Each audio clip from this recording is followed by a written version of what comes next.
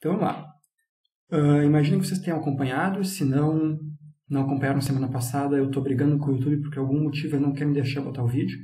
Mas semana passada a gente falou de PA, de progressão aritmética, certo? Espero que vocês tenham tentado fazer a lista de exercícios, converse com os monitores, ficaram com dúvida da lista, ou podem me mandar mensagem também, eu posso ajudar vocês. E hoje, então, a nossa aula é uma continuação bem natural da aula de semana passada. Nós vamos falar de um assunto muito parecido, que é a tal da progressão geométrica. Então, vocês vão ver até mesmo a maneira que eu organizei a aula. É bem a da aula passada, nós vamos falar de um assunto muito parecido. E, enfim, sem spoilers, vamos lá. Então, para começar, eu queria propor esse exemplinho aqui para vocês.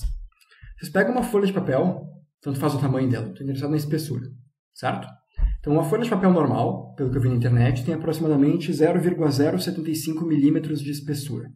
Então, pega a tua régua lá, tu lembra mais ou menos o que é 1 milímetro. 0,1 milímetro seria 1/10 daquilo. Então, imagina que 1 milímetro divide em 10. A espessura da folha é menor do que aquilo ainda. Então, é 0,075 milímetros, certo? E o que eu proponho para vocês é o seguinte. Então, vocês têm aquela folha. Podem imaginar como se uma folha muito grande para conseguir dobrar várias vezes. Então, tem aquela folha gigante, vocês dobram ao meio uma vez. Daí aquela folha já dobrada ao meio uma vez, vocês vão lá e dobram ao meio de novo. Então, já foi dobrado ao meio 2 vezes. Daí vocês fazem isso uma terceira vez, uma quarta vez, quinta vez, e assim por diante, certo? E a pergunta que eu faço para vocês é, e agora eu não quero fazer conta, eu quero até, às vezes, praticamente testar a intuição de vocês. Então, ver o que vocês acham. Quantas vezes a gente tem que dobrar aquela folha, que tem 0,05 milímetros de espessura, para que no final, toda essa dobra, então, atinja uma altura que ultrapasse o maior edifício do mundo, que é o Burj Khalifa, que tem 828 metros de altura. Então eu botei as alternativas aí só como uma faixa de intervalos, que o objetivo não é calcular um número, mas é vocês dizerem para mim, então, quantas vezes vocês acham que tem que dobrar a folha. E para isso eu vou propor uma enquete, eu nunca usei isso, mas... Aí, eu acho que tá aparecendo aí para vocês, né? Opções A, B, C, D, E. Cliquem aí quantas vezes vocês acham que tem que dobrar a folha. Certo? Então vamos lá. Já vi que tem 2 respostas.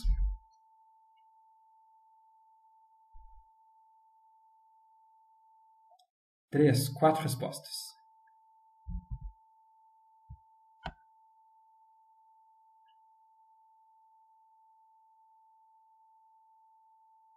A Maria não sabe a resposta.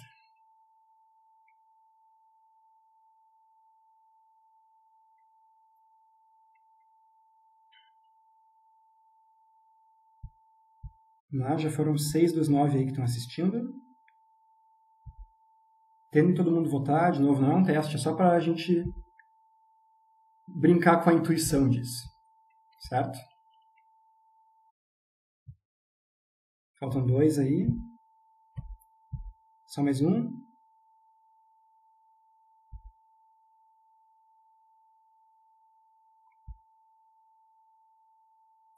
Aí, todo mundo respondeu. Como vocês estão vendo aí, está aí o resultado que vocês votaram. E a resposta é que para aquela folha de papel ultrapassar o maior edifício do mundo, vocês têm que dobrar 24 vezes. Certo? Então a resposta seria a letra A. Como assim, dobrando só 24 vezes, essa folha de papel tão fininha vai ultrapassar o maior edifício do mundo?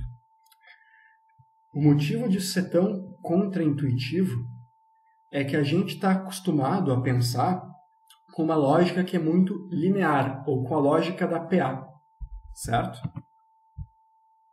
O que eu quero dizer?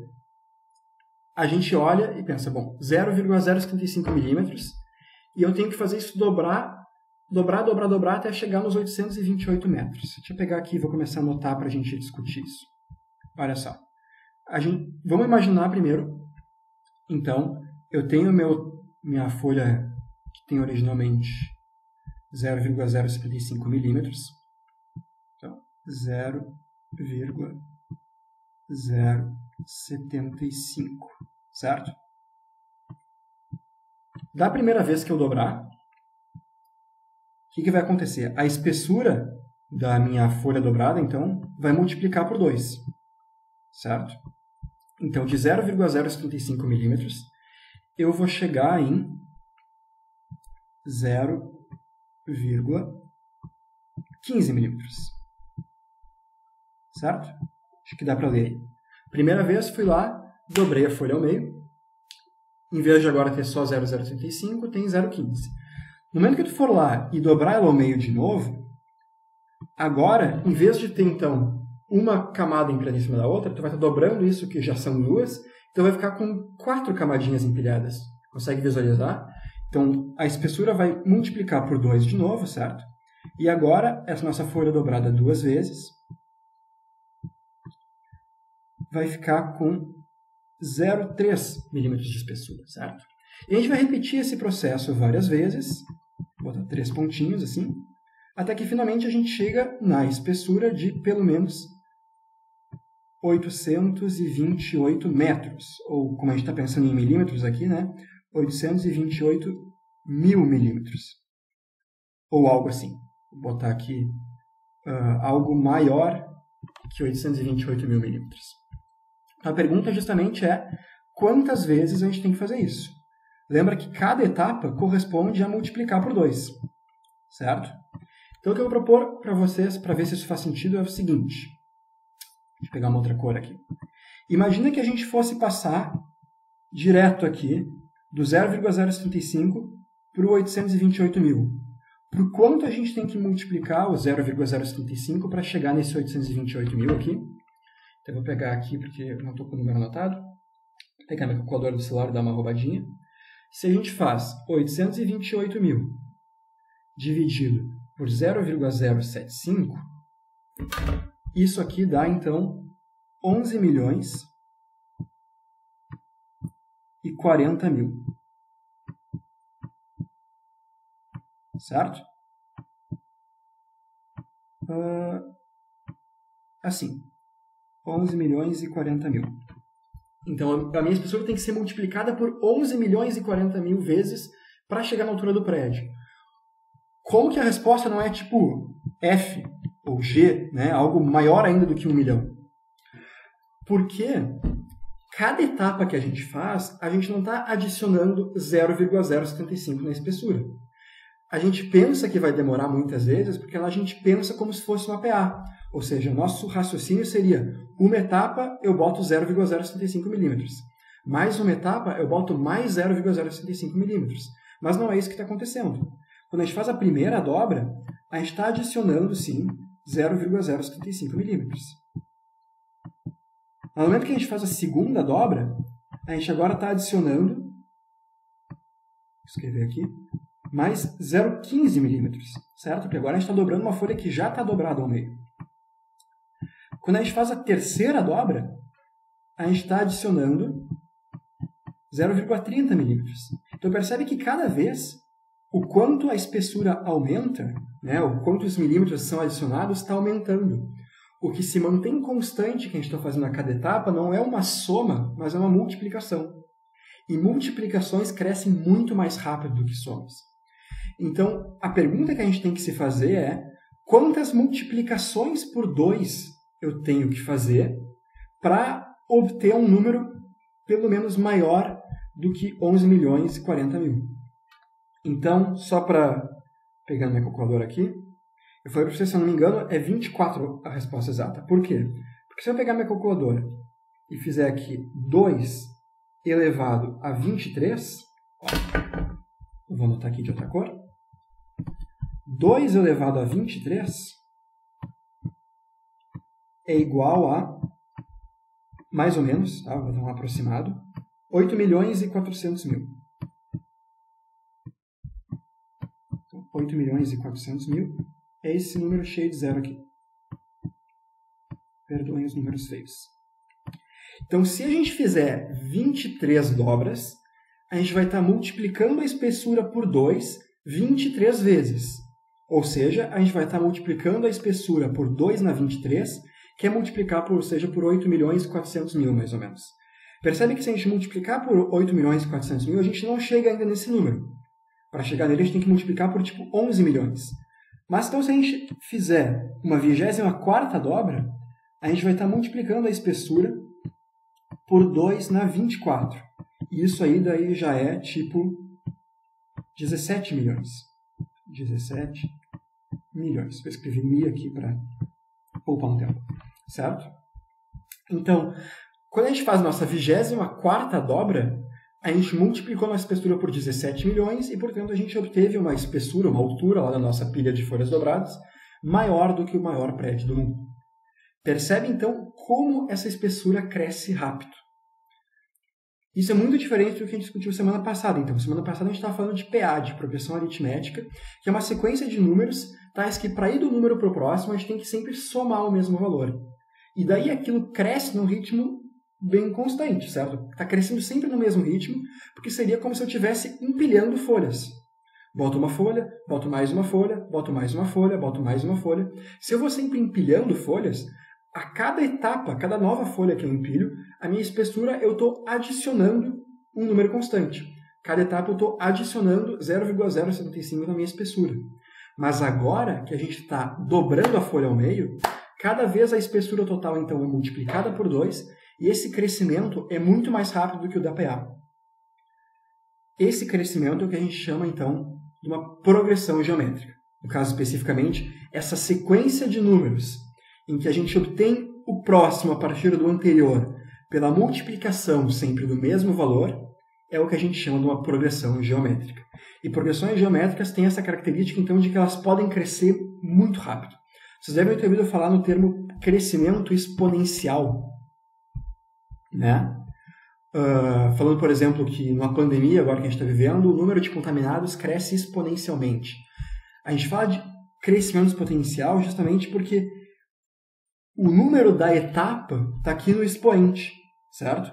Na 24ª etapa, a gente obteve aquela espessura. Então, essa ideia do crescimento exponencial, essa coisa tão rápida, tem tudo a ver com o que a gente vai discutir hoje, que são as progressões geométricas, certo? Então, o que nós vamos discutir, as progressões geométricas, são essas sequências nas quais, para a gente obter o próximo valor da sequência, tudo que a gente tem que fazer é multiplicar pelo mesmo número.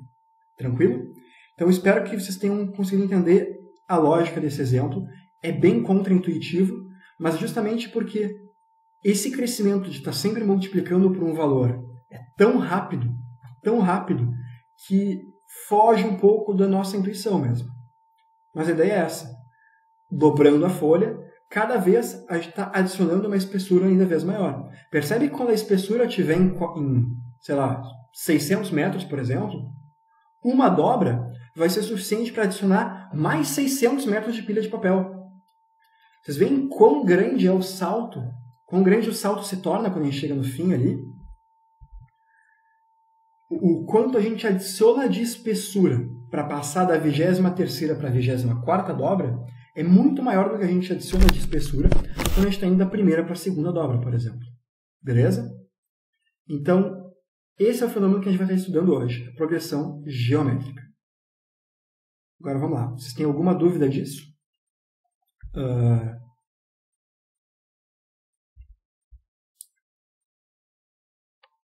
Inclusive, antes de continuar, uma pergunta. As duas pessoas que responderam a letra A, uma foi a Mariana, que já estudou isso, está na faculdade agora, então acho que ela sabia fazer a conta relativamente rápida.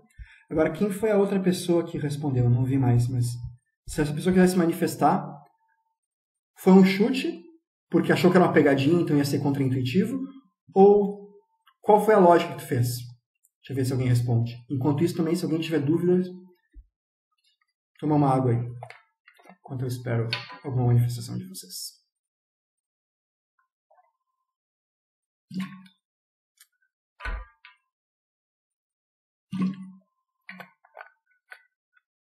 Ninguém? Bom, não lembro mais quem foi, mas se quiser se manifestar, avisa a gente aí. Se não, vamos seguindo então. Alguém estava digitando.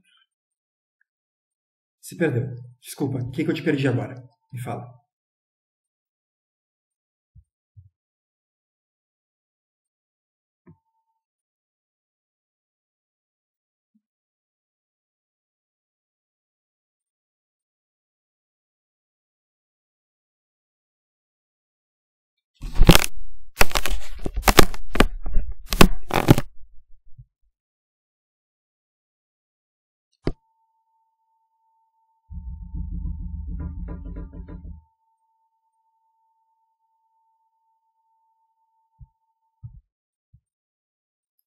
explicar de novo, tá? A minha ideia agora nem é tanto focar na conta, mas é explicar por que isso é diferente do que a gente vinha fazendo antes. Ou tentar comparar dois processos. Um processo é, imagina que tu tem uma folha e tu vai empilhando cada vez uma folha a mais, certo?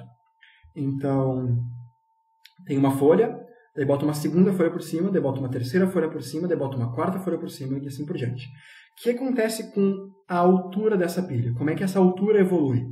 A cada folha que eu estou adicionando, eu estou aumentando a altura em 0,075 milímetros, certo? Então, se a gente for escrevendo a altura da pilha com uma folha, a altura da pilha com a segunda folha, a altura da pilha com 3 folhas, assim por diante, para passar de um desses números para o próximo, a gente sempre está somando 0,075. Então, essas alturas das pilhas com 1, 2, 3, 4 folhas, elas formam uma progressão aritmética. Porque para passar de um para o outro, eu estou sempre somando o mesmo valor. O que a gente está fazendo aqui é diferente. O que a gente está fazendo aqui é pegando uma folha só e cada vez dobrando ela ao meio. Então, eu parto dela e eu dobro ela ao meio, então a minha espessura passa a ser a espessura de 2 folhas, certo? Então, passa de 0,075 para 0,15 milímetros. No momento que eu faço uma segunda dobra, eu agora estou pegando aquela folha dobrada que já tem 0,15 milímetros e ao dobrar ela de novo, ela passa a ter agora 0,3 milímetros. Se pegar uma folha e dobrar ela 2 vezes, vê que ela passa a ter 4 camadas. Então agora, em vez de somar 0,075, eu somei 0,15. Na próxima dobra que eu fizer, eu estou pegando essa pilha que já tem 0,3 milímetros e eu estou dobrando ela ao meio. Então agora, ela que tinha 4 camadinhas vai passar a ter 8 camadinhas. E ao todo, ela vai passar a ter 0,6 milímetros de altura. Certo? Então, percebe que a cada dobra, a minha altura cresce mais. Então, primeiro ela cresceu 0,075, depois ela cresceu 0,15, depois ela cresce 0,3, depois ela cresce 0,6, depois ela cresce 1,2, e o quanto ela está crescendo começa a aumentar muito rápido. Porque a operação que a gente está fazendo a cada etapa não é uma soma, mas é uma multiplicação. Então, se a gente quisesse saber quantas dobras a gente tem que fazer para atingir essa altura aqui de 828 mil milímetros, ou 828 metros, como é que a gente poderia fazer? A gente vê quanto que eu tenho que multiplicar, por que número eu tenho que multiplicar para passar então do 0,075 para o 828 mil. Então, se vocês fizerem esse número aqui dividido por esse, vocês vão achar então mais ou menos 11 milhões. E daí a gente pode ir testando, né? Como cada etapa corresponde a multiplicar por 2, descobrir quantas etapas eu tenho que fazer significa descobrir por 2 elevado a quanto que eu tenho que multiplicar. E daí eu fiz a conta aqui. 2 elevado a 23 é 8 milhões e 400 mil, mais ou menos. Então, se eu fizer 23 dobras, eu vou estar multiplicando aquela minha espessura inicial por 8 milhões e 400 mil. E daí eu vou chegar em algo que eu acho que é tipo 600 e poucos metros. Vamos dizer que é 600 metros, para simplificar a análise, certo? Então, depois que eu fiz 23 dobras, a minha pilha já chegou em 600 metros. Percebe que quando eu fizer a 24ª dobra, eu estou pegando aquela pilha toda de 600 metros e estou dobrando ela nela mesma. Então, daí, vai surgir mais 600 metros por cima daquela quantidade de 600 metros que eu já tinha. Então, percebe que a minha 24ª dobra corresponde a adicionar mais todo um calhamaço de 600 metros por cima. Esse crescimento é tão rápido porque, à medida que o número de dobras passa, o calhamaço todo que está sendo adicionado por cima daquela pilha que já existia está cada vez maior. Então, na primeira dobra, é um calhamacinho de 0,075 milímetros. Mas na 20ª dobra, por exemplo, eu já vou estar na ordem de centenas de metros. Então, esse crescimento em que a lógica é multiplicativa é o que a gente chama de um crescimento exponencial, um crescimento geométrico. E essa nossa sequência de números que correspondem à altura da pilha a cada dobra, então a altura da pilha no começo, como folha, depois a primeira dobra, depois a segunda dobra, depois a terceira dobra e assim por diante, essa sequência de números se chama uma progressão geométrica. Certo? Então, agora eu vi que a Laura que perguntou está offline. Não sei. Ela aparece no chat, mas aqui está escrito offline, não sei. Mas, então a ideia é essa. E agora nós vamos desenvolver com mais detalhes. Tranquilo até aí, então? Podemos seguir em frente ou vocês têm mais uma pergunta?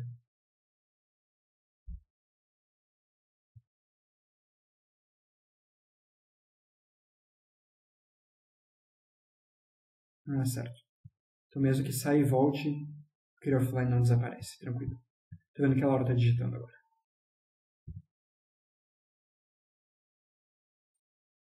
Tranquilo. Então, vamos lá.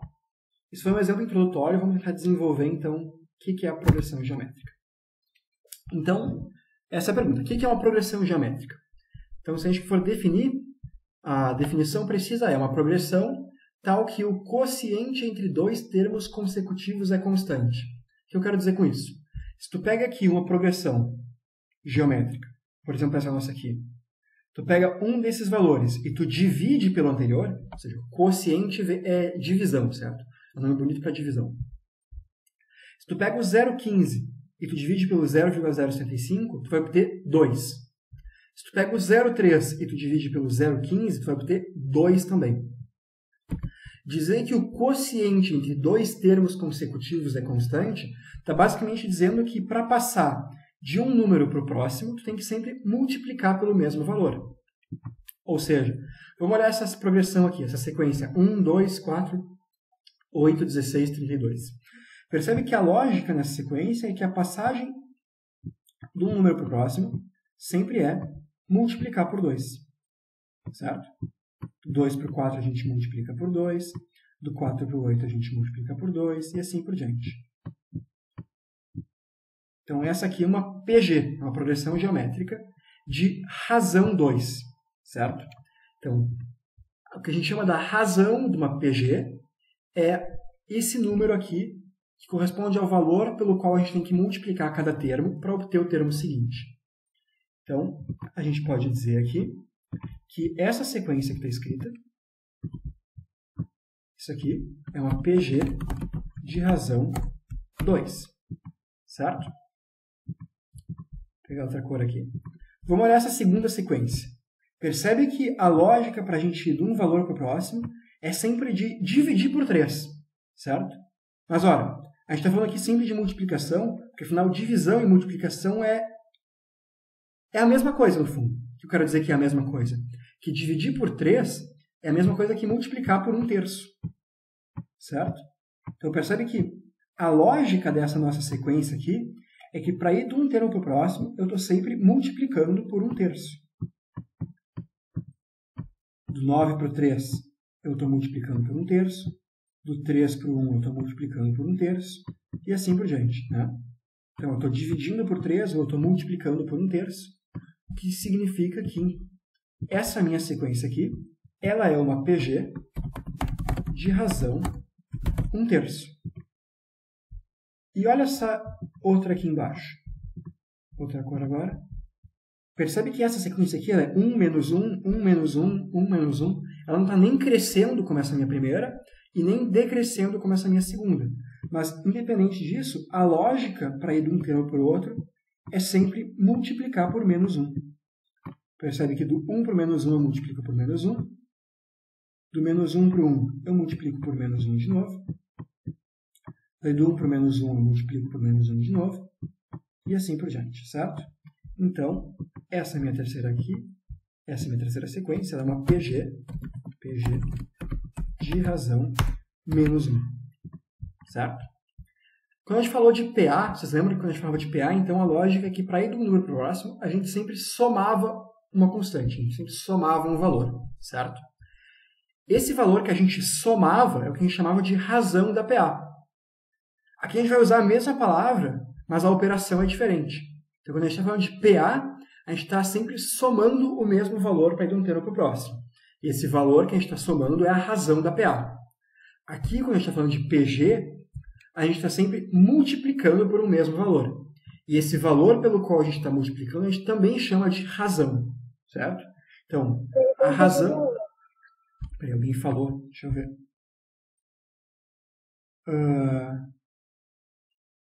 Queria perguntar alguma coisa, ou só ligou o microfone sem querer?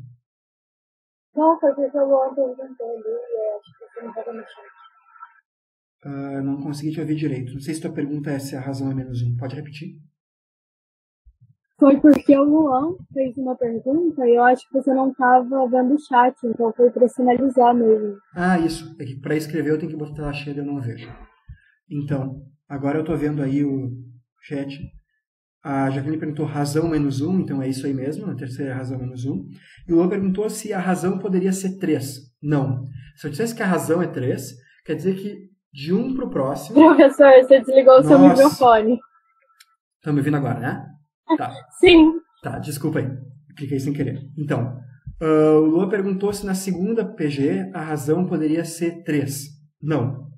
A razão é sempre bem definida e nesse caso ela é 1/3. Porque quando a gente define uma PA, uma PG ou a sequência que for, tem uma ordem bem definida, certo? Tem o primeiro elemento, tem o segundo, tem o terceiro e assim por diante. Então, numa PG, a razão é sempre para ir de um elemento para o próximo. Do primeiro para o segundo, do segundo para o terceiro, do terceiro para o quarto e assim por diante. Percebe que o primeiro é 27 e o segundo é 9. Então, para eu ir do primeiro para o segundo, a operação que eu tenho que fazer não é multiplicar por 3, mas é multiplicar por 1/3, certo? Então, se a minha sequência fosse 1, 3, 9, 27, assim por diante, daí sim, para ir do 1/3 para o próximo, eu estaria multiplicando por 3, e isso aí é uma PG de razão 3. Mas nesse caso aqui, eu estou sempre multiplicando por 1/3. Então, a PG tem que ser de razão sempre 1/3. Tranquilo? Não sei se eu te respondi, Lua.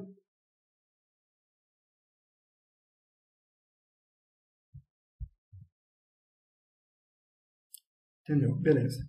Então tá. Lembra que quando a gente falava de PA, então, a gente usava a letra R para se referir à razão da PA, certo? Isso aí é um hábito meu, não sei quão padrão isso costuma ser. Acho que, em geral, quando se fala de PG, a gente usa que é o que eu vou adotar, certo?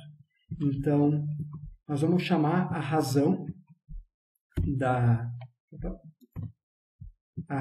PG de que, certo?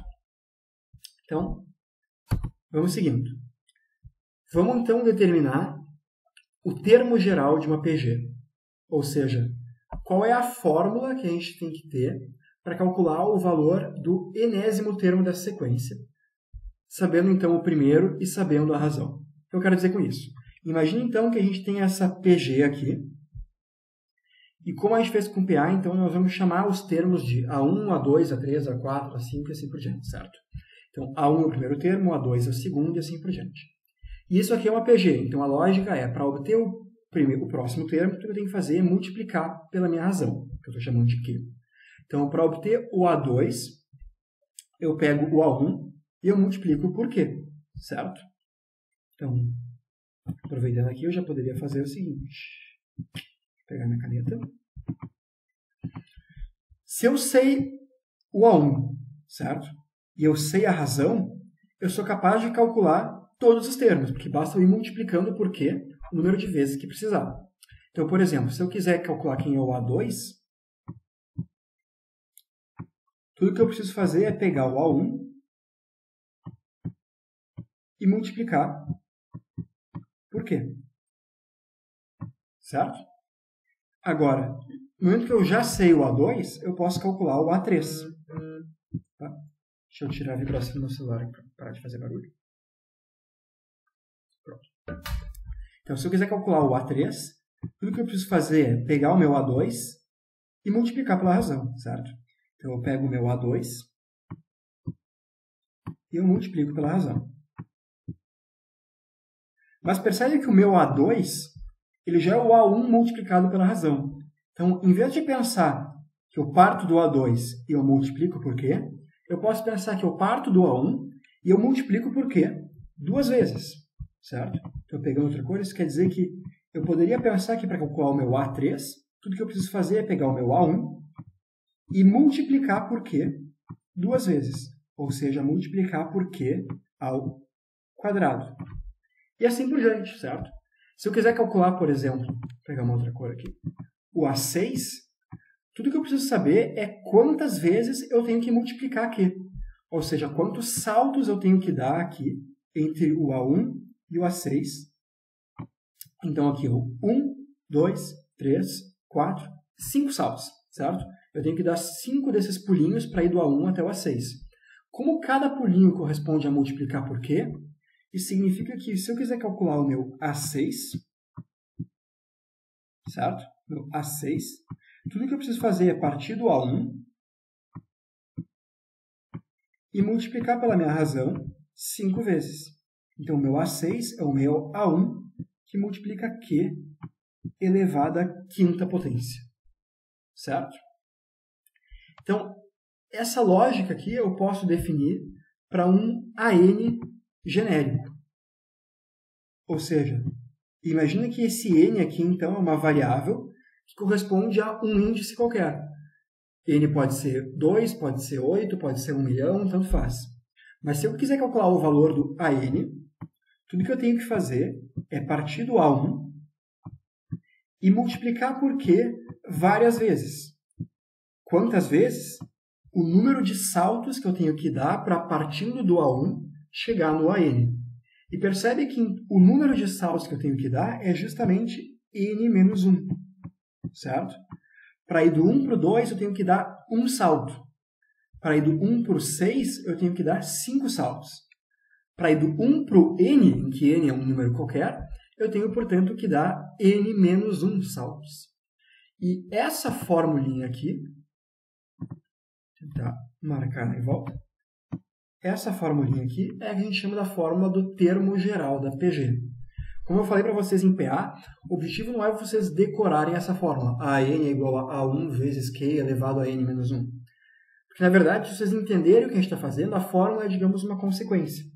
O que é importante vocês pensarem é, se eu tenho uma PG e eu quero calcular o enésimo termo, por exemplo, o 23º termo ou o que for, tudo que eu preciso fazer é partir do primeiro termo e contar quantas multiplicações pela razão da minha PG eu tenho que dar.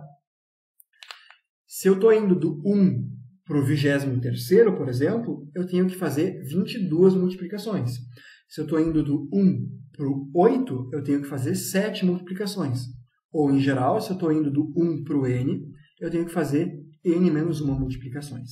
Certo? Então, daí, deixei bonitinho aqui para não ficar dúvida por causa da minha caligrafia ruim no computador. A fórmula para o termo geral da PG, a forma que nos permite calcular qualquer um dos termos é parte do A1 e multiplica por Q o número de vezes necessários. E o número de vezes necessários é calculado, então, pelo número de saltos que a gente tem que dar para, partindo do A1, chegar no AN. Tranquilo? Voltando para o chat aí, alguma dúvida nisso? Lembra que essa fórmula é bem parecida com a da PA? A da PA era A1, e daí tu somava N menos uma vezes a razão. Aqui é exatamente a mesma lógica, só que a ideia da PA é sempre somar a razão, a ideia da PG é sempre multiplicar a razão, certo? Então aqui a gente vai multiplicar N menos uma vezes a razão. Beleza? Alguma dúvida aí?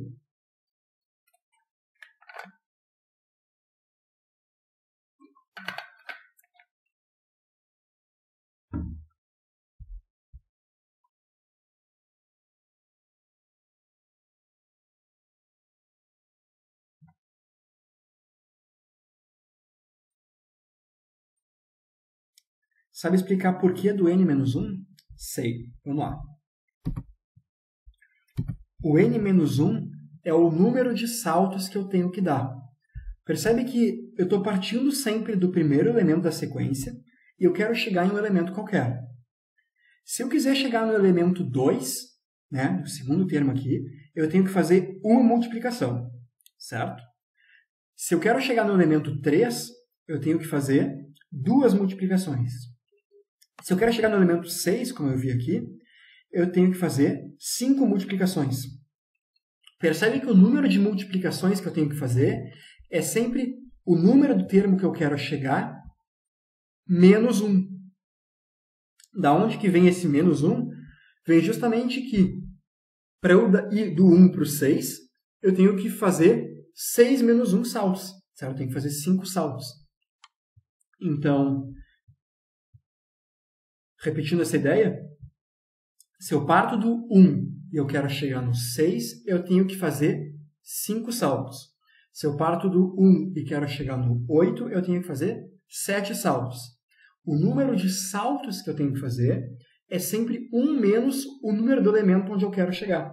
Então, se eu quero chegar no elemento de número n, o número de saltos que eu tenho que dar para isso acontecer é justamente n menos 1. E, portanto, como eu vou dar n menos 1 saltos, eu vou estar multiplicando pela minha razão, vou estar multiplicando por q n menos 1 vezes. Quando eu multiplico por q n menos 1 vezes, é a mesma coisa que multiplicar por q elevado a n menos 1. Então, esse n menos 1 vem disso. Para chegar no elemento a n, eu tenho que dar n menos 1 saltos. Não sei se eu respondi certo. Ou se eu só repeti a tua pergunta.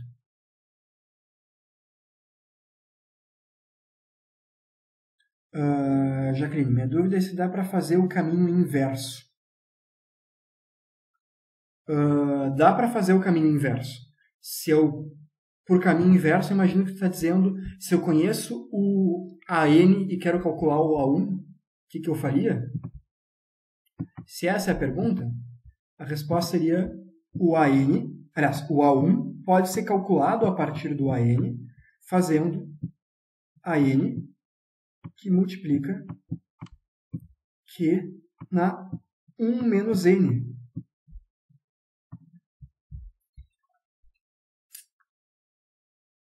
Fica menos intuitivo, mas a ideia é, digamos, se eu parto do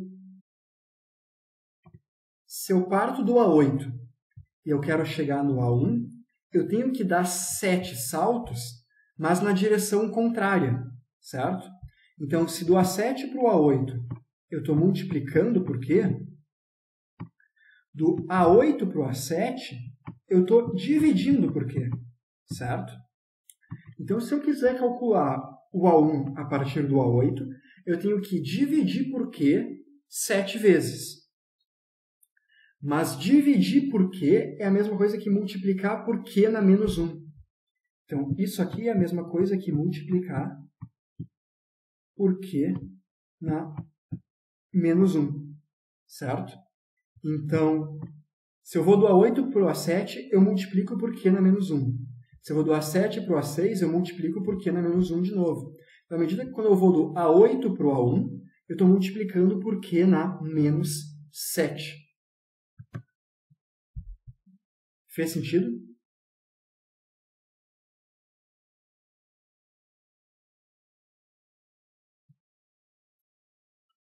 Tá, para o Lua fez sentido. Agora deixa eu ver se eu respondi a dúvida da Jaqueline. No exemplo que eu dei do prédio, tu entende aquilo como o caminho inverso. Tá, acho que eu entendi o que tu quer dizer. Não necessariamente o caminho inverso, porque eu já conhecia o meu primeiro elemento e eu conhecia o valor do meu enésimo elemento. Não sabia quanto valia o n, certo? Digamos, eu sabia que depois de uma certa quantidade de etapas eu ia chegar naqueles 828 metros. E minha dúvida era justamente quantas etapas eu ia ter que fazer. Então, isso não é necessariamente o caminho inverso. Isso é, digamos, eu estou nessa fórmula e eu conheço quem é o meu AN, eu conheço quem é o meu A1 e eu conheço quem é o meu Q. A minha incógnita, digamos, naquele problema do edifício, é justamente descobrir quantas vezes eu estou multiplicando, ou seja, quem seria o meu N, por exemplo. Então, não é necessariamente o caminho inverso. E eu vou passar o próximo slide, que eu espero que talvez esclareça. Vamos ver se ajuda ou não. Até aqui, eu estava dando a forma como sempre partindo do A1, certo? Mas isso é bem arbitrário. Se eu conheço o A4, por exemplo, eu posso descobrir quem é o A8. Né? Afinal, para partindo do A4 chegar no A8, eu tenho que fazer 1, 2, 3, 4 saltos. Então, do A4 para o A8, eu multiplico por Q, eu multiplico pela razão, 4 vezes. Ou seja, eu multiplico por Q na quarta. Certo? Então, eu poderia escrever que o meu... Vou outra cor para ficar mais destacado. Poderia escrever que o meu A8 é igual ao meu A4 vezes Q na quarta. Certo? Porque tudo que eu preciso para calcular um dos termos, eu parto de um termo que eu conheço, eu vejo quantos saltos eu tenho que dar para ir, então, desse termo que eu conheço para o termo que eu quero calcular. Nesse caso aqui eram 4 saltos. E eu multiplico pela razão da minha PG esse número de vezes. Então, talvez essa fórmula aqui fique até mais visual do que aquela fórmula com o A1. Imagina que eu parto de um AP qualquer. Por exemplo, eu parto do A4. Certo? E eu quero chegar no A8. O número de saltos que eu tenho que dar para ir do 4 para o 8 é justamente 8 menos 4. Certo? Então, se eu quiser calcular o A8 a partir do A4, eu multiplico pela razão 8 menos 4 vezes. De maneira mais genérica possível, se eu parto de um AP qualquer, em que P representa então a minha posição, mas é um número qualquer que eu não estou explicitando agora, e eu quero calcular quem é o meu AN, o número de saltos que eu tenho que dar é N menos P.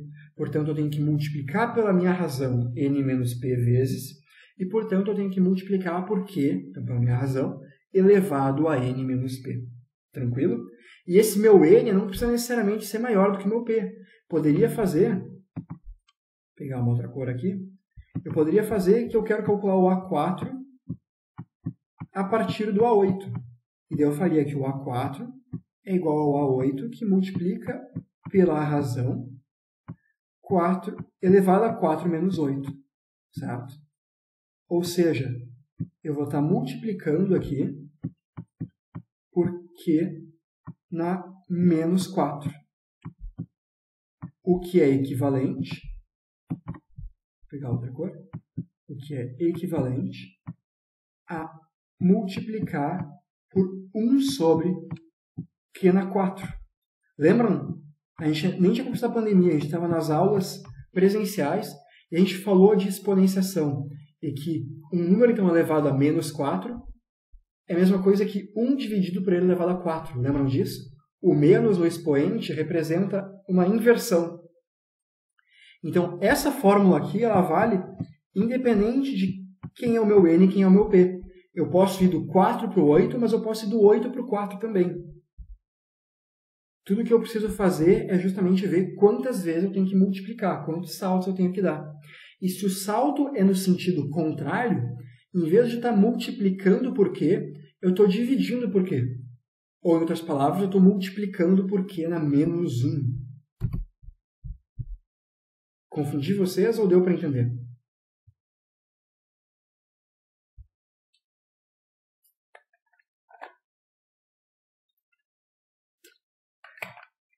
Vou fazer um exemplo agora, que talvez fique mais claro. Daphne diz que entendeu. Nenhuma dúvida por enquanto? Então vamos lá. Vou fazer um exemplo aqui. Essa é uma questão da... Imagino que seja a Universidade Estadual do Pará, enfim, da UEPA. Um carro cujo preço à vista é R$24 mil, ele é adquirido dando uma entrada mais 5 parcelas, e essas parcelas se encontram numa progressão geométrica, numa PG. Então, vamos pegar aqui. A gente vai ter a nossa entrada, vou chamar de entrada, mais 5 parcelas. Então, eu vou chamar de A1, parcela 2, A2, parcela 3, A3, está quase acabando, parcela 4, A4, e parcela 5, A5. Certo? Então tá. Entrada mais 5 parcelas. E essas parcelas se encontram numa progressão geométrica. Ou seja, o valor de uma das parcelas pode ser calculado a partir do valor da parcela anterior, multiplicado por alguma razão que a gente não conhece ainda. Então, o A2 é o meu A1 vezes Q, o A3 é o meu A2 vezes o mesmo Q, e assim por diante. Um cliente que optou por esse plano, ao pagar a entrada, foi informado que a segunda parcela seria de R$4 mil, ou seja, essa parcela aqui, A2, ela vale 4.000. E a parcela 4 vale 1.000. Então percebe que a gente não conhece nem o nosso A1, nem a nossa razão. Mas a gente tem duas informações já. Tanto para uma PA quanto para uma PG, percebe que se a gente tem duas informações, a gente tem informação suficiente para calcular todo o resto. Né? Se a gente sabe um dos elementos e a gente sabe a razão, a gente sabe tudo. Mas agora, se a gente sabe dois dos elementos, a gente também já sabe tudo. Percebe? Aqui a gente sabe quem é o A2 e a gente sabe quem é o A4. A gente vai conseguir calcular quem é o resto. Como assim? Está vendo que se eu quiser calcular o A3 a partir do A2, eu teria que multiplicar pela razão. Mas eu não sei qual é a razão. Então, tudo que eu sei é que para ir do A2 para o A3, eu multiplico por quê? Para ir do A3 para o A4, do A3 para o A4, eu também tenho que multiplicar por quê? Também tenho que multiplicar pela razão, certo? Ou seja, se eu quiser ir do meu A2 para o meu A4, o que eu estou fazendo é multiplicar pela minha razão ao quadrado. E daí chega numa equação interessante, então, que é o seguinte. O meu A4, o meu 1.000 aqui, ele pode ser calculado fazendo 4.000, que é o meu A2,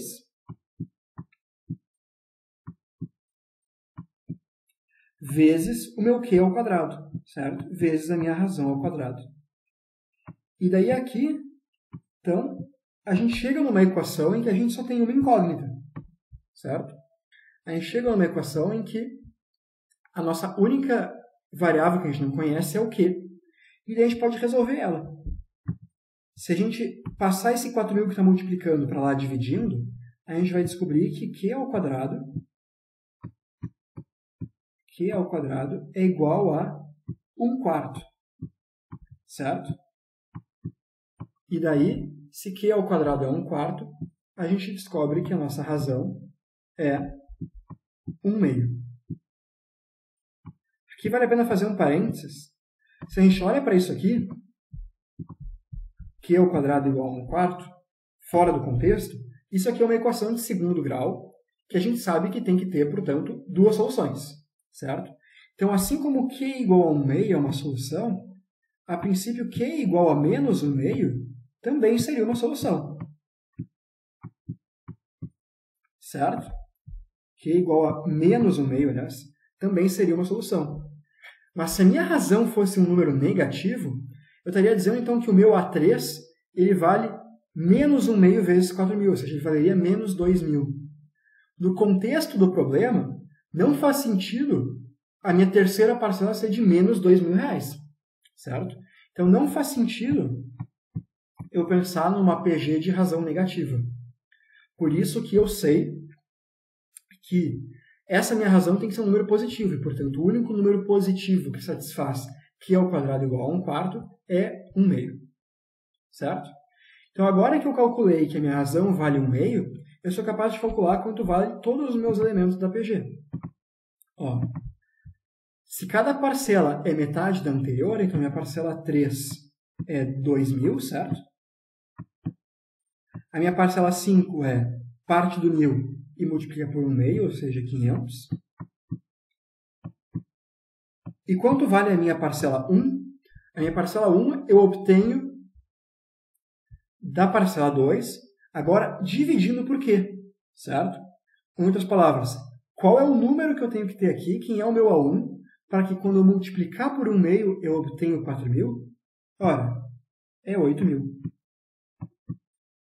Certo? E se a gente somar, então, o valor pago em todas as parcelas, a gente vai ter aqui 12.000, 14.000, 15.000. Opa, aqui eu botei um zero a mais. Esqueçam esse zero aqui. Deixa eu pegar uma borracha para fazer isso. Bonito. Não existe borracha. Então não existe borracha. Ignorem esse último aqui. Esse valor é 500, certo? Então 8.000 mais 4.000 mais 2.000 mais 1.000. Isso aqui dava 12, 14, 15.000. 15.500. Então, o valor pago é a minha entrada mais 15.500. E esse valor aqui, então, a gente sabe que é, pelo enunciado, 24.000. Então, se... Opa, aqui eu já fiz bobagem de novo. Eu falei uma coisa e escrevi outra. Se a gente faz a soma de todos esses números em laranja, a gente tem 15.500. Certo? Eu tinha escrito 15.000, mas é 15.500. Então, a minha entrada mais o total das minhas parcelas tem que dar os 24.000 do enunciado. E, portanto, se eu quiser descobrir quanto vale a minha entrada, esse meu E aqui, quando eu isolar, ele vale 24.000 menos 15.500, certo? Ou seja, R$ 8.500. E a resposta para o problema é 8.500. Mas mais importante que achar esses 8.500, o importante exercício é a gente entender essa lógica aqui. Primeiro, a gente só conhecia dois valores, o A2 e o A4. Mas sabendo que eles estão em PG, e sabendo então que esse é o segundo e esse é o quarto valor, né, eu sei que para partindo do A2 calcular o A4, eu tenho que multiplicar por Q ao quadrado. Em outras palavras, eu sei que meu A4 tem que ser igual ao meu A2 vezes Q ao quadrado, certo? Essa equação aqui, que é a fórmula do termo geral da PG, foi exatamente o que eu fiz quando eu fiz essa conta. Mas a gente não precisa escrever essa fórmula literalmente para entender o resultado, certo? Para fazer a conta na prática. Mais fácil é a gente entender o processo. Então, eu sabia que para ir do 2 para o 4, eu tenho que multiplicar por Q duas vezes. Ou seja, eu tenho que multiplicar por Q ao quadrado. Com isso, eu descobri quanto vale Q. E sabendo, então, quanto vale Q, eu consegui descobrir todos os valores aqui. Eu poderia, para calcular cada um desses valores, eu poderia ter usado a fórmula. Por exemplo, eu poderia ter escrito o A1 é igual ao A2 vezes o Q na menos 1, certo? Se vocês aplicarem essa fórmula aqui, para calcular o A1 a partir do A2, a gente vai chegar que o A1 é o A2 vezes Q na menos 1. Mas isso complica além do necessário. Tudo que eu preciso pensar é, eu sei quem é o A2, eu sei que é a minha razão.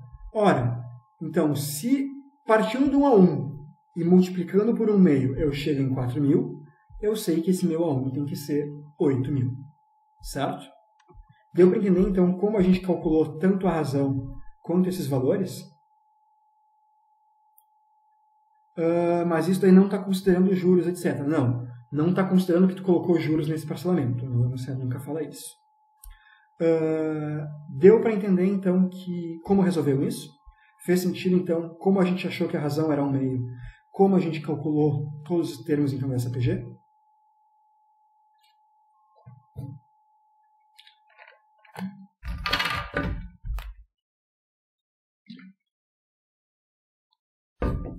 Nenhuma dúvida, pelo visto? Só um instantíssimo aqui.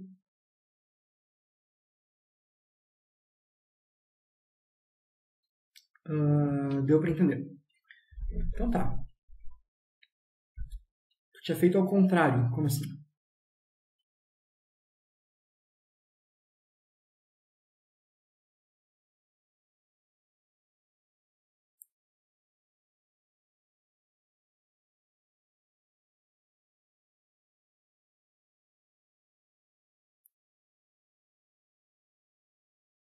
Para ir do A5 para o A1, a razão deu 2. Como assim a razão deu 2? Para ir do A2 para o A1, você está dizendo?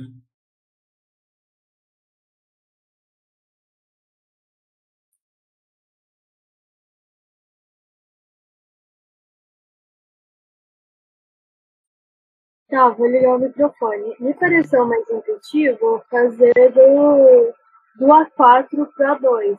Uhum. E daí eu achei a razão 2. Indo do inverso, do menor para o maior. Tá.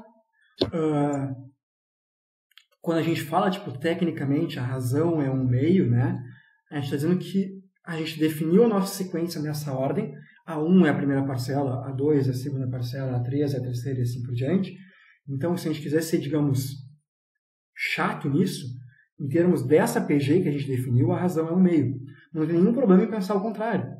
Desde que tu saiba que, partindo desse, eu tenho que multiplicar 2 vezes para chegar no A2. E ao fazer essas duas multiplicações, o equivalente de fazer essas duas multiplicações é multiplicar por 4, e portanto a minha razão dessa PG ao contrário seria 2, não tem problema nenhum, está perfeitamente certo. Então faz todo sentido. A gente sabe que o A4 é 1000, a gente sabe que o A2 é 4000. Se está numa PG para cá, está numa PG no sentido contrário também. Então, eu concordo que é mais intuitivo pensar indo sempre do maior para o menor, então não tem problema de fazer isso assim. Não custa nada também se acostumar a fazer o contrário. Se acostumam, não que vocês se acostumarem a trabalhar com números que têm expoente negativo, vai ser tão intuitivo quanto ir num sentido ou no outro. Mas o mais importante é entender a lógica. Tu vendo que do A4 para A2 tem que multiplicar por 4, e portanto a razão dessa PG indo de trás para frente é 2, mostra que tu entendeu perfeitamente a lógica do exercício. Então está completamente certo. Beleza? Então lembra quando eu falei de PA também? A teoria acabou aí. O que aparece a mais é quando a gente começa a falar da soma dos termos de uma PG nesse caso. Da soma dos termos de uma PA, como a gente fez semana passada. Nesse caso aqui, a gente fez a soma dos 5 primeiros termos porque era bem fácil, certo? Não tinha nenhum mistério em somar esses 5 elementos. Se a gente tivesse uma PG de 100 termos, de 10 mil termos, o que fosse, fica inviável na prática somar esses termos na mão. Então a gente vai pensar em, será que tem uma maneira mais fácil de somar termos de uma PG? E tem, certo? Só que, diferente do caso da PA, não vai ter historinha bonitinha. O que eu quero dizer com isso? Lembra quando a gente falou da soma dos termos de uma PA? A gente falou, eu quero somar todos os números de 1 a 100. Então, 1 mais 2 mais 3 mais 4, assim por diante, mais 99 mais 100. E daí eu contei para vocês a historinha do Gauss criança, que se deu conta que quando ele somasse o 1 e o 100, era a mesma coisa que somar o 2 e o 99, e assim por diante. E partindo dessa historinha, a gente conseguia lembrar da fórmula da soma da PA. Para PG não tem historinha. Então o que eu vou mostrar para vocês é como a gente descobre qual é a fórmula da soma da PG. Não é difícil chegar nisso, mas não é intuitivo, digamos. É simplesmente uma manipulação algébrica que nos permite calcular. Tá? Então tentem me acompanhar o raciocínio que eu vou fazer aqui para descobrir qual é a fórmula da PG, mas tenham em mente então que não é nem um pouco óbvio ter essa ideia. Certo? Eu, quando aprendi isso a primeira vez, eu fiquei, cacete, ok, fiquei convencido de que aquilo funciona, mas é uma ideia que eu não teria por conta própria. Mas o bonito da transmissão de conhecimento humano é que a gente, se cada um tivesse todas as ideias por conta própria, a gente nunca faria nada, certo? Mas à medida que a gente recebe as ideias de outras pessoas, a gente consegue ir um pouco mais longe. E o que eu estou transmitindo para vocês, então, é justamente isso. O difícil seria ter essa ideia. Mas a pessoa que descobriu como chegar nisso pela primeira vez já matou a charada para todas as pessoas que vieram depois. Então, vamos lá. Sem mais blá blá blá filosófico, eu quero dizer com isso. Imagina que vocês têm uma PG aqui, então, de N termos, ou seja, a gente sabe que para ir de um termo para o outro, a gente sempre tem que multiplicar pela razão Q aqui. E eu quero calcular o que eu chamo de SN, que é a soma, então, desses N termos. Certo? Então, esse SN que eu quero calcular é o A1 mais o A2 mais o A3, assim por diante, até mais o AN. Bom, usando então essa fórmula do termo geral da PG, ou simplesmente essa lógica de como eu construo um termo a partir do anterior, eu posso escrever essa soma da seguinte maneira. Eu tenho o A1 mais o A1 vezes a razão, que nada mais é do que o A2, certo? Mais o A1 vezes a razão ao quadrado, que nada mais é do que o A3, mais assim por diante, até finalmente o A1 vezes a razão elevado a N menos 1, que nada mais é do que o AN. Certo? Tudo que eu fiz aqui foi simplesmente reescrever cada um desses A2, A3 e assim por diante até a N. Desculpa aí. Reescrever cada um desses caras como sendo A1 vezes o número correspondente de razões. Então aqui agora o que eu quero calcular é A1 mais A1 vezes Q mais A1 vezes Q ao quadrado e assim por diante. Certo? Percebe que aqui eu tinha então vários termos diferentes e aqui as únicas variáveis que aparecem são o A1 e a razão. Tranquilo? Então, o truque para descobrir qual é a fórmula é que a gente vai pegar essa equação aqui e a gente vai multiplicar os dois lados pela razão de novo. Ou seja, eu pego tudo isso que está aqui e multiplico pela razão. Se do lado esquerdo aqui eu tinha o meu Sn, agora eu vou ter Sn vezes Q, certo? Aqui eu tinha A1, eu passo a ter A1 vezes Q. Eu tinha A1 vezes Q, eu passo a ter A1 vezes Q ao quadrado, e assim por diante. Eu tinha A1 vezes Q na N menos 1, eu passo a ter A1 vezes Q na N, certo? Tudo que eu fiz para passar dessa linha para a linha de baixo foi multiplicar tudo por Q. Então, o truque foi, eu multiplico toda a minha equação por Q, e daí eu subtraio uma equação da outra. O que eu quero dizer? Eu pego essa minha equação e eu faço ela menos a primeira. Quando eu fizer isso, percebe que vários desses termos vão se cancelar. Porque no momento que eu fizer essa minha segunda equação menos a minha primeira, eu vou chegar e eu vou ter A1 vezes Q menos A1 vezes Q. Eu vou ter A1 vezes Q ao quadrado menos A1 vezes Q ao quadrado. Eu vou ter A1 vezes Q ao cubo menos A1 vezes Q ao cubo. Então, percebe que vários desses meus termos vão começar a sumir.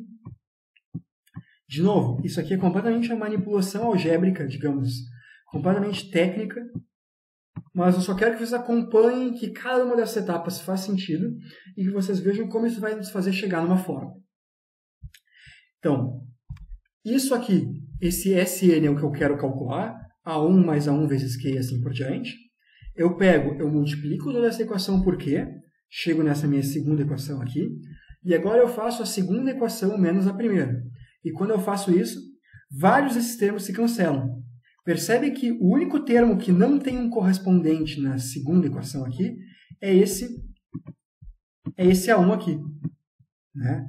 Todos esses outros foram cancelados por termos que tinham na segunda equação. Da mesma maneira, nessa minha segunda equação, o único termo que sobrou é o A1 vezes Q na N. Todos os outros foram cancelados. O que vai acontecer, portanto, é que o resultado de fazer a segunda equação menos a primeira é que eu vou chegar aqui. Sn vezes Q menos Sn é igual a A1 vezes Q na N menos A1, certo? E agora, de repente, todos aqueles meus termos da soma se cancelaram. Então, eu vou fazer mais umas manipulações algébricas aqui. Eu vou colocar esse meu Sn em evidência, certo? Então, Sn vezes Q menos Sn é a mesma coisa que Sn que multiplica Q menos 1.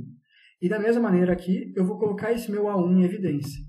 Então, eu tenho aqui A1 que multiplica Q na N menos A1. Coloco um A1 em evidência, eu fico com A1 que multiplica, abre parênteses, Q na N menos 1, certo? E daí, finalmente, se eu passar esse Q menos 1 dividindo, eu fiz todas as manipulações aqui e eu cheguei numa fórmula que me permite dizer o meu Sn é essa trapinzonga aqui, certo? Então, não tem historinha bonitinha como a do Gauss, mas simplesmente existe uma maneira de, fazendo operações matemáticas perfeitamente válidas, perfeitamente lógicas, não quer dizer que elas são intuitivas, mas faz todo o sentido matematicamente cada uma dessas etapas. Até que a gente chega no final, portanto, que a soma dos n primeiro termos da PA pode ser calculado se a gente souber simplesmente quem é o primeiro termo, quem é a razão e quantos termos eu estou somando. Certo? Vou apagar aqui para a fórmula ficar visível. Mas então a gente chega nessa fórmula aqui. E essa eu vou dizer para vocês, decorem. Eu acho que é mais fácil decorar essa fórmula do que reproduzir toda essa lógica na hora da prova. Certo? É interessante saber porque se vocês realmente souberem como isso foi feito, vai que dá um branco na hora da prova, vocês talvez saibam repetir. Mas eu concordo que é muito mais complicado repetir esse argumento do que decorar a fórmula. Então, essa é uma das poucas vezes que vocês vão me ver dizendo vale a pena decorar essa fórmula. Certo? Então, ninguém espera que vocês saibam na hora da prova provar que a fórmula da soma da PG é essa. Mas eu quero mostrar que isso não cai do céu. Nada em matemática cai do céu. E não é tão complicado deduzir essa fórmula. Só que isso depende de uma certa astúcia algébrica que não é nem um pouco intuitiva. Tranquilo? Espero não ter assustado vocês com essa dedução aqui, mas a ideia é justamente que a gente pode calcular a fórmula do APG usando, aliás, a soma do APG usando essa fórmula. E daí, então, antes de acabar nosso tempo, eu quero fazer um exemplo aqui com vocês para ver como que a gente aplica essa fórmula, então. Então, essa aqui é uma questão do vestibular da URGS. E a pergunta é: considere essa função real definida por f de x igual a 2 na menos x. O valor da expressão s igual a f de 0 mais f de 1 mais f de 2, assim por diante, mais f de 100 é... Como assim? A gente está querendo somar vários valores, certo? Lembra que, lá nas aulas de funções, lembra que f de alguma coisa se refere ao valor da função aplicada nesse número aqui. E a gente descobre quanto isso vale simplesmente substituindo o x pelo número. Então, no caso aqui, f de 0 é 2 na menos 0. Certo? Para calcular isso, tudo que eu tive que fazer foi substituir esse x aqui da definição da minha função pelo número no qual eu estou calculando a função. Então, no lugar do x estou colocando 0, significa que no lugar desse x no expoente, eu vou colocar 0 também. Certo? Então, f de 0 é 2 na menos 0, que é 2 na 0, e qualquer número elevado a 0 é 1. Então, f de 0 é 1. Certo? Quem é f de 1? F de 1 é 2 na menos 1, e 2 na menos 1 é 1 meio, certo? Qualquer número elevado a menos 1 é 1 sobre ele. O menos no expoente significa inverter a fração. E assim a gente vai indo. Quem é o meu f de 2, por exemplo? F de 2 é, de novo, substitui o x por 2 agora, 2 elevado a menos 2. Então, lembra, 2 elevado a menos 2, o menos significa inverte, então é 1 sobre 2 ao quadrado, ou seja, 1 quarto. E assim por diante, certo? Qual é a lógica desses números que a gente está somando? Obviamente, a URGS não espera que tu vá lá e some todos esses cento e tantos termos na mão. A ideia é identificar qual é a lógica entre eles. Qual é a lógica? Percebe que para ir de um número para o próximo, eu estou sempre dividindo por 2. Ou eu estou multiplicando por 1 meio. Certo? Então, todos esses números que eu estou somando, eles formam uma PG. Vou escrever aqui. Eles formam uma PG de razão Q igual a 1 meio. E eu quero descobrir justamente quanto que vale a soma desses termos dessa PG. Então, nesse caso, soma de PG, a gente olha para a nossa fórmula. Olhando para a fórmula da PG, quem a gente tem que saber, quem que a gente tem que conhecer para conseguir calcular essa soma? O primeiro termo que a gente está somando, a razão e o número de termos. Vamos lá. A razão a gente acabou de ver, é 1 meio, certo? Quem é o primeiro termo? O primeiro termo que a gente está somando é esse aqui, certo? É esse 1 aqui. Então, o nosso A1, ele vale 1. A última coisa que falta a gente calcular, a gente obter, aliás, a última coisa que falta a gente descobrir para poder aplicar aquela fórmula é quantos termos eu estou somando. E daí não cai no pega-ratão. Aqui eu estou fazendo f de 0 mais f de 1 mais f de 2, assim por diante, mais f de 100. Então eu tenho 101 termos. Percebe? O termo 0, o 1, o 2, o 3, o 4, assim por diante, até o 100. Ao todo aqui eu tenho 101 termos. Então, meu número de termos, o meu n, vale 101. E daí agora a gente pode aplicar a fórmula. Então, a fórmula é que a soma desses 101 termos, escrever assim para ser bem explícito, eu estou considerando uma PG em que eu parto do meu número 1 com razão 1 meio e somo os 101 primeiros termos. Então, a soma desses 101 primeiros termos é o meu primeiro termo que multiplica. Não vou botar x aqui, vou botar só tipo um pontinho. Tá? Que multiplica a minha razão elevado ao número de termos, 101, menos 1. Tudo isso dividido pela minha razão, menos 1. Ou seja, isso vai ser o meu A1 vale 1. A minha razão, ela vale 1 meio, certo? Então eu vou ter aqui 1 meio elevado a 101 menos 1. Tudo isso aqui dividido por 1 meio menos 1. E agora que a gente substituiu os valores na fórmula, é só fazer a conta. Só fazer a conta. Enfim.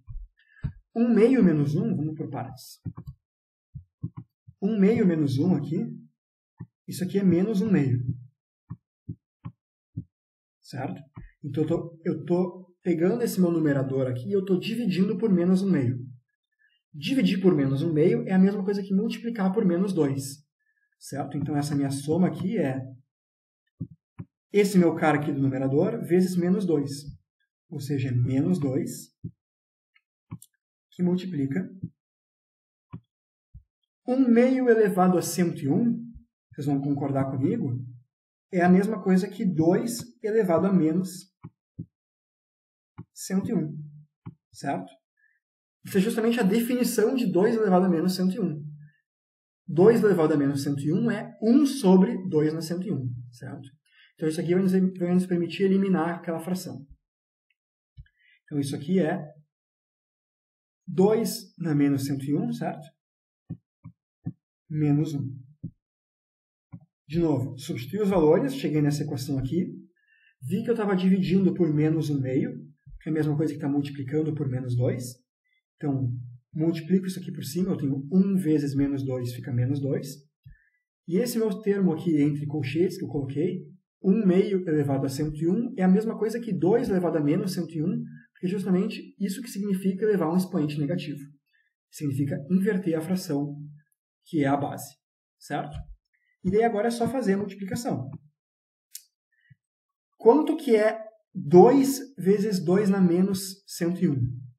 Lembra que quando a gente multiplica duas potências da mesma base, a gente soma os expoentes? Aqui a gente tem 2 na 1, certo?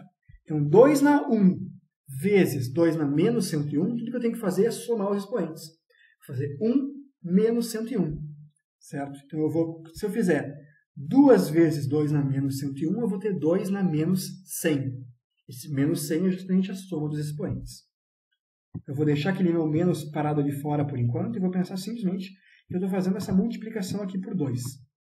Então eu vou ter 2 vezes 2 na menos 101 é 2 na menos 100. E 2 vezes 1 é 2. Certo? E daí, finalmente, menos esse parênteses aqui, né? É só eu distribuir esse menos, ou seja, trocar o sinal. Então eu vou ter menos 2 no menos 100 mais 2.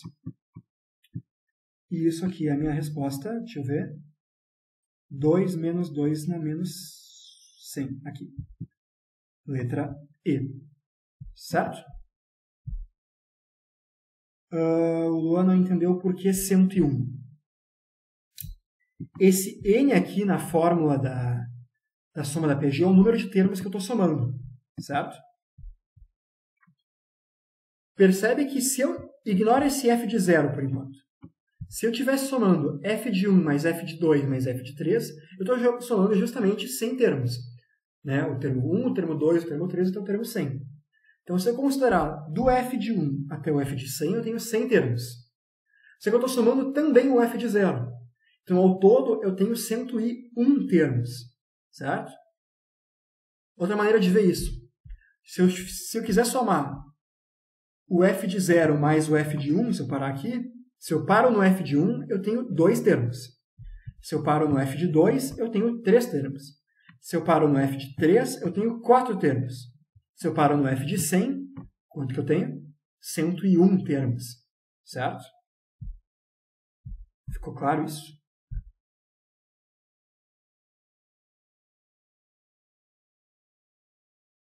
Isso, exatamente. Eu não estou vendo qual é o número aqui do meu último termo. Eu estou vendo quantos termos eu estou somando. E o número de termos que eu estou somando é 101. Certo? Tranquilo aí, então? Tinha falado primeiro, eu acho que é a D. Quase. A única diferença é esse mais ou esse menos, né? E percebe que 2 na menos 100 é 1 dividido por 2 na 100. Certo? É 1 dividido por um número muito grande. Então, 2 na menos 100 é algo muito pequenininho. Então, o que a gente está vendo aqui é que isso é quase 2. Dizer que é 2 na menos 2... Dizer que o resultado é 2 menos 2 na menos 100. Eu estou dizendo que é quase 2. Se fosse 2 mais 2 na menos 100, seria um pouquinho a mais que 2. Certo? Então, essa soma ela não chegou no 2 ainda.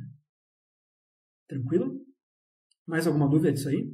Sei que a gente passou um pouco do nosso horário, desculpa fazer vocês esperarem mais. Tranquilo para o Luan. Mais alguma dúvida?